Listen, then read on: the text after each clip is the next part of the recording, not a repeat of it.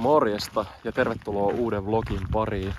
Ja tällä kertaa ollaan Joensuussa frisbeegolfin SM-kisoissa ja on kyllä aika makeet olla täällä Joensuussa. Mä en oo kertaakaan ennen ollut, mutta mitä mä oon kattonut miltä rata näyttää, niin tää pitäisi olla kyllä tosi hieno rata ja lähdetään katsomaan. Mä en oo ikinä ennen pelannut tätä rataa, niin vähän sokkona jopa lähteä pelaamaan ja katsoa, miltä tää näyttää. Eka väylä näyttäisi olevan aika perus hysse. Jollain distance driverilla vaan tonne. On ainakin laitettu hienoon kuntoon. Täällä on paljon kaikenlaisia pannereita ja tuollaisia mainoksia tuotu. Niin lähdetään katsoa mitä Frisbeegolfin SM 2026 Lykynlampi näyttää. Eli eka väylä 123 metriä. Ihan suoraan eteen. Alttia aika paljon oikealla. Niin tosta vähän naisten kori oikealta yläpuolelta. Niin pitäisi olla aika hyvä. Lähdetään D1 heittää.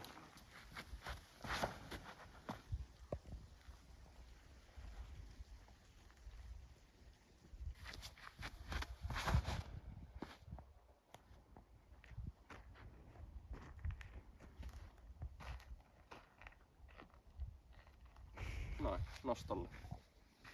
Tosta otetaan dessu käteen ja nostetaan sinne koriin. Mä otan tosiaan ensimmäisistä heitoista nyt tohon Uudiskin Scorecardi. Ykkösen mullari tietenkin hyväksytään. Katsotaan minkälainen tulos tulee ensimmäisistä heitoista ja verrataan sitten sitä miten kisassa menee sitten esimerkiksi. Katsotaan mitä reenikerroksen tulos tulee olemaan. Kakkosväylä tosi vaikea, 167 metriä tästä takatiiltä. Aika tiukka käppi ensin, sitten tuo on tämmönen tosi spesifi landing zone ja sitten siitä on vielä joku 70 heitto. Mä en oikein tiedä. Näyttäisi ehkä niinku rystyavaukselta, tai sitten mulla on forekin, katsotaan kumpi on parempi, mutta rysty on ainakin nyt ensin.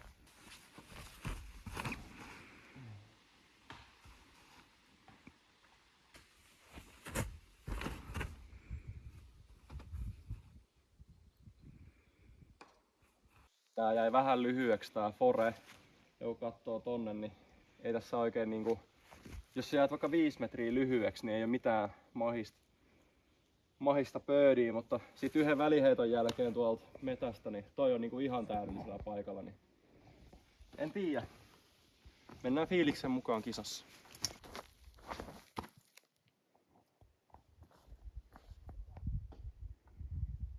Näin, se pitäisi olla nostopaari. Kameraa ehkä välity, mutta on kyllä aikamoinen rinne, mistä tuolta tosiaan heitti sen jatkoheiton ja tähän korille. Nyt ollaan varmaan radan signature-väylällä, vitosväylä, par 340 metriä. Ihan suoraan alas. Lähdetään foren kautta PD2 ja heitetään tonne rinkiin.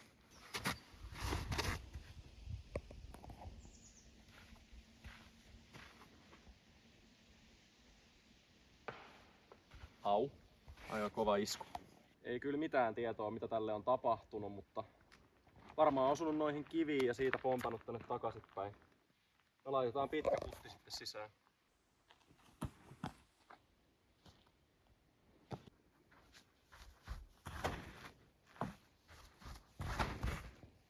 Kasiväylä 115 metriä ja nyt on kyllä hieno väylä.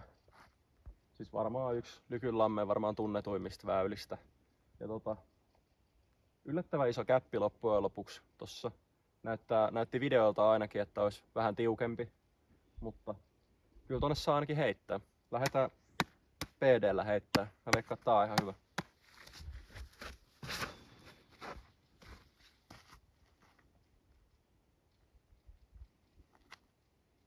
Ei osaa sanoa lopputuloksesta, mutta näytti ainakin hyvältä.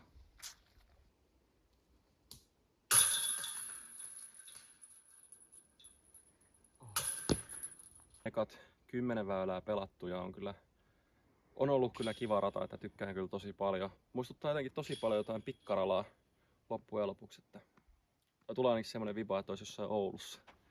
Mutta 2 alle, 3 pöröä, 1 bogi, mun mielestä aika hyvin. 9 tuli bogi, se on varmaan radan vaikein väylä. Niin. Joo, mut mennään väylälle 11, 128 metriä par 3. Ja sanokaa mua tyhmäksi, mutta tää on jotenkin mulle tuntuu rolleriväylältä. Niin, kokeillaan sitä ekana heittona.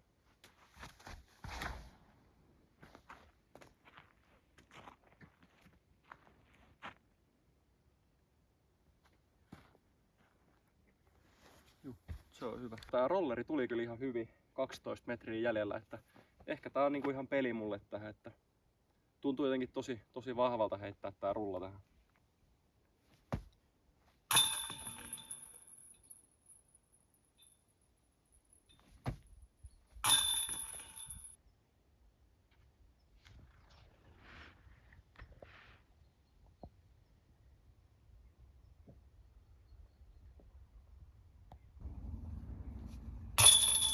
Nyt ollaan varmaan oikeasti Lykynlammen Signature-väylällä.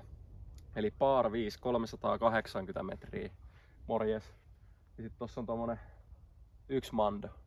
No. Mä ajattelin silleen pilkkoa tai pikku osi, että eka heittää fore, joku 110 metriä. Sit kova hysse jonnekin tonne. Tuo näkyy, tuo kävelee ihmisiä tuo pitkällä. Ja siellä on semmonen pikku autti johonkin siihen viereen. Ja sit siitä jää sitten joku, mitä sit jää joku 120 metriä. Niin, katsotaan mitä tapahtuu. Tää on kyllä tosi hyvä Par 5. Pakko kyllä sanoa, että yksi parhaimmista Par 5:ista, mitä on varmaan ikinä pelannut, että on tälleen aukeella.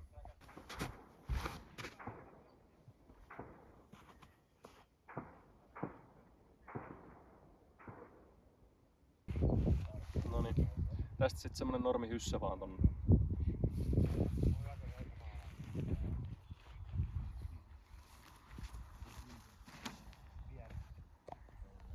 Tää on hyvä peli. Mut sullahan on tosta vielä birdie-peli. No niin. Juu. Tosta 130 mukin. No ei ainakaan noin. Tulee. En tiedä. Väylä 15. 77 metriä.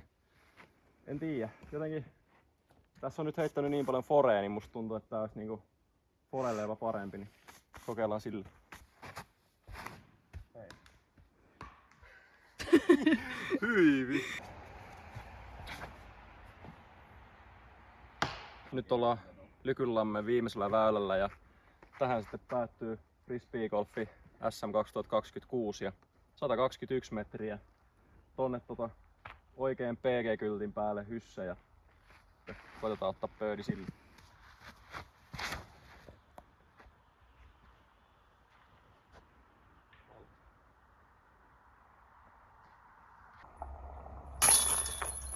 Eli tähän päättyy frisbeegolfi SM 26 ja jostain kruunataan Suomen mestari ja toivottavasti itse pystyy pelaamaan mahdollisimman hyvin ja saamaan hyvän sijoituksen aikaan, niin olisi kyllä tosi kiva. Mutta lähdetään jatkaan päivää ja kohti huomista kisapäivää. No niin, oikein makeata torstai-aamua. On aikainen aamu, semmonen vähäinen kello 10 ja ensimmäinen kierros pian alkamassa. Lähdetään pelaa hyvää kierrosta. Ei kauheasti tuule, niin pitäisi olla ihan hyvä keli. Yllättävän vilponen, mutta kyllä tästä selvitään ihan hyvin. Päivän energiat tuottaa Mega Force, Megis Jonne. Ja mennään vähän lämpäämään tohon ja sitten kohti ekaa kisakierrosta. Innolla ootan kyllä, mitä Lykynlamme 4 kierrosta tuo. Toivottavasti paljon birdejä ja vähän bogeja ja hyvää pelaamista ja scrampläämistä. Lähdetään kohti kierrosta.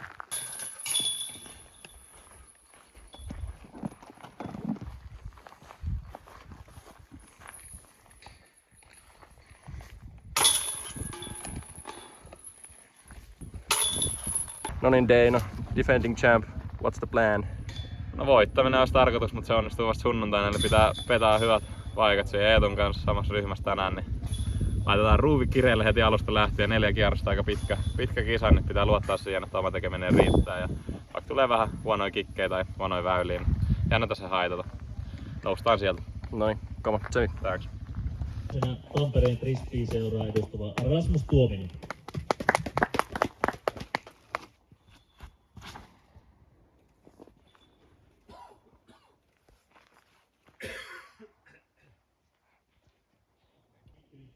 kierroksia edustava Toivo Venäjä.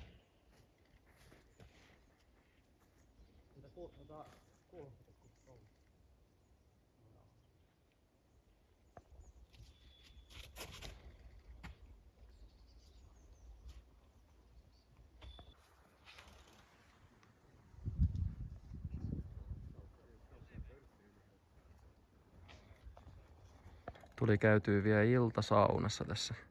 Radan takana oli kyllä todella hyvä sauna ja suosittelen kyllä, että jos tuut käymään täällä, niin täällä pelaamassa, niin kannattaa tulla käymään tässä saunassa. Ja tossa toi öljykyllampi, niin sinne pääsee sitten kanssa uimaan. No niin, nyt on 2 päivää pelattu ja pakko sanoa, että on kyllä aikamoista alisuorittamista ollut. Ekana kierroksena ihan tilteissä olin kierroksen jälkeen ja ajattelin, että ei vitsi, että huomenna täytyy kyllä parantaa. Ja no ei sitten. Siis se oli ihan silleen ok kierros, ei mitään ihmeempiä, mutta ei jotenkin vaan niin saanut pelistä kiinni. Vaikka oli hyviä heittoja, hyviä putteja, mutta sitten ne oli niin yksittäisiä suorituksia, ettei ollut montaa hyvää suoritusta putkeen. No nyt tää toinen kierros alkoi sitten tuuleen tosi paljon ja en mä tiedä. Siis heti lähti jotenkin ykköseltä. Lipes drive ihan huolella vasemmalle auttiin. Ei ole jotenkin nyt, niin drive ei ole ihan kohdallaan. Siinä on nyt joku juttu tuossa drivissa ja täällä täytyy olla niin ihan täydellisessä kunnossa drive, jos haluaa vähääkään pärjää. Ja sain tossa niin ehkä pari tuntia sitten vasta tietää, että täällähän on niin kutti vikalle kierrokselle. Ja en ollut varautunut siihen ollenkaan. Eli huomenna täytyy sitten pelaa ihan törkeä hyvin, jos haluaa kutista päästä läpi. Ja en tiedä. Tuntuu kyllä tosi vaikealta. Nyt varsinkin tänään oli tosi vaikeaa pelata.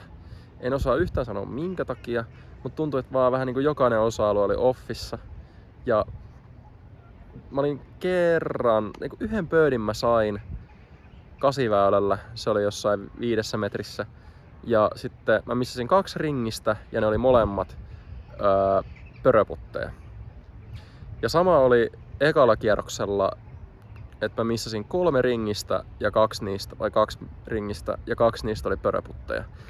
Eli tää on nyt jotenkin tosi outoa, että ei tule niinku 2 hyvää suoritusta putkeen. No, se on mittaan höpötyksittä, niin mennään kohti vikaa kierrosta ja me otetaan Siinon kanssa rennosti ja ollaan täällä katsomassa mitä Joensuulla on tarjota.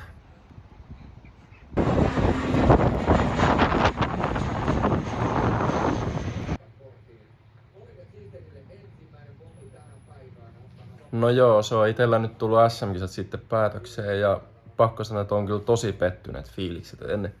En päässyt kutista läpi ja harmittaa todella paljon.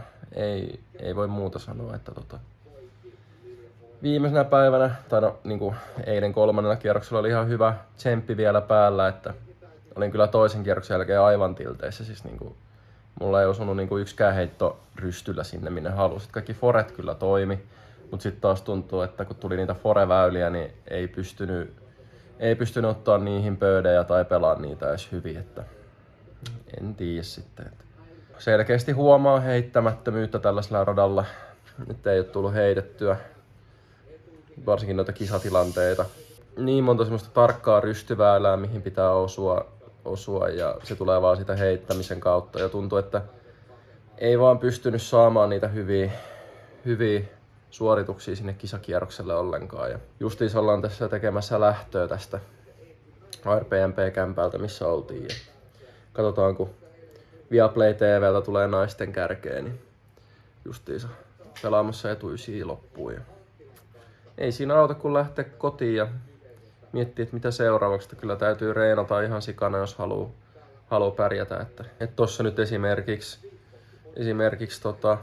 viime viikollakin olin töissä koko viikon, niin sekin vaikuttaa, että ei ole päässyt heittämään. Että huomaa selkeästi semmoista, että pitäisi heittää ihan säännöllisesti ja koko ajan, että tuntuu, varsinkin nyt kun tuuli ihan törkeän lujaa 2. ja 3. kierros, että vähän niin kuin, että ei ollut varautunut siihen tuuleen. Ja musta tuntui silloin pari vuotta sitten, että Et oli niinku parhaimmillaan, kun tuuli tai sato vettä. Että musta niinku nyt tuntuu, että se kakkoskierros, niin se tuli jotenkin ihan puskille ja silmille, että mites nämä kiekot nyt niinku käyttäytyy. Että ei ollut yhtään varma niihin asioihin. Ja siitähän se tulos sitten lopulta tuli, että etuysi oli 5 päälle ja takaysi 3 päälle ja 8 päälle tauluun siihen kakkospäivään. Niin oli siitä aika vaikea nousta ja sitten laitoin semmoisen bingo-kortin itselleni tohon 3. kierrokselle, että jos 4 alle pelaa, niin on niin kuin varmasti sisälle kutista, mutta 3 alle olisi riittänyt ja mulla tuli semmosia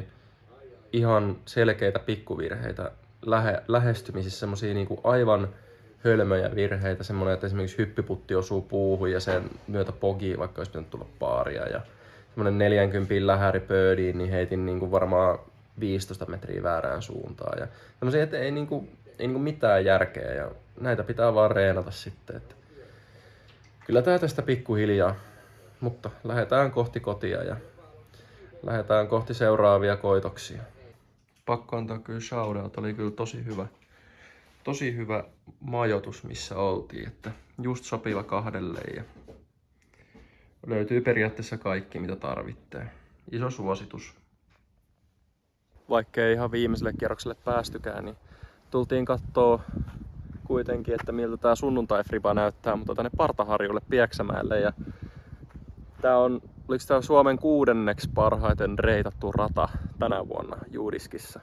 Niin pitäähän tällainen laittaa testiin ja kattoo, mistä kotoisin tää Pieksämään rata on. Ja ehti eka väylä näyttää aika mielenkiintoiselta, että 79 metriä ja on tuo alhaalla, että kuvaillaan jotain heittoja ja katsotaan minkälaista tulosta tulee. 3. väylä täällä Partaharjulla, 105 metriä. Joko suoraa rysty tai fore tuolta, mutta nyt on fore sen verran tikissä, niin pistään forella.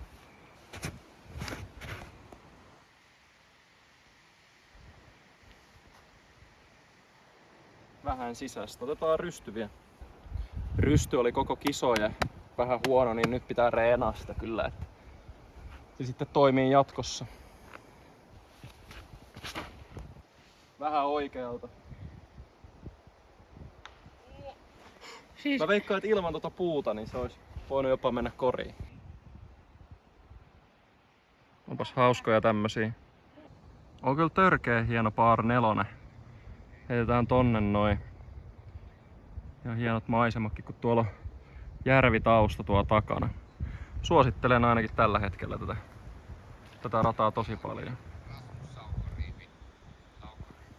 Noniin, väylä 15 ja on mennyt kyllä ihan hyvin tähän asti ja ollut tosi kiva rata. Nytkin on tässä 4 vai 5 metrissä, mutta kattokaa missä tuo kori on. Tuo on niinku varmaan 5 metriä korkeammalla tuo ylhäällä. No, pääsee ainakin reenaan tällaisiakin putteja. Just nappas vielä. Terve! Viimeinen väylä. Nyt on kyllä ollut tosi liekki takaysi, että nyt on 10 alle ennen viimeistä. Katsotaan riittääkö pää tommoseen pieneen saareen. Ei tää ole kuin 60 metriä, mutta tossa on aika paljon puita edes.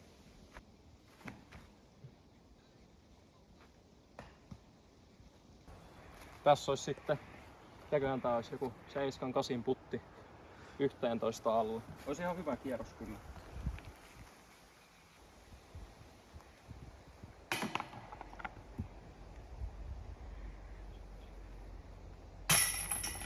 Pelaaja 2 laittaa aina. Ei voi mitään, ja sit kun tääkin menee vielä. Siihen on hyvä lopettaa tää vlogi SM-kisoista. Ja tuli pelattua myös tosi hienolla radalla täällä Partaharjussa. Toivottavasti jatkuu 2 viikon päästä Luolavuoressa. Yritän päästä sinne kisaamaan.